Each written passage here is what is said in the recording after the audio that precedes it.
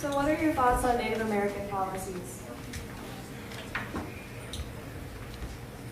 It's interesting, J.D. Schulten was just talking to me about a suit on behalf of Native American nations that might change land ownership in a huge way in Oklahoma right now.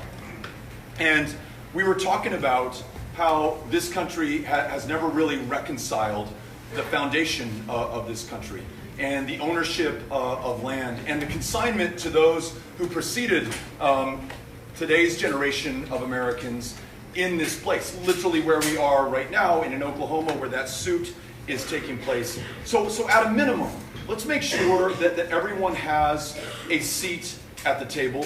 At a minimum, let's fund our obligations. I think of the Bureau of Indian Education. I've been to some of these schools on these reservations, and they're funded at a fraction of what we see in other public schools across this country. Access to technology is not commensurate with what we're seeing in my hometown or maybe your hometown. So investing in the next generation of leadership in those communities, making sure that we listen to them on issues that they have understood far longer than we have been a country. Our stewardship of the land, the waterways, the environment, the soil, and the air.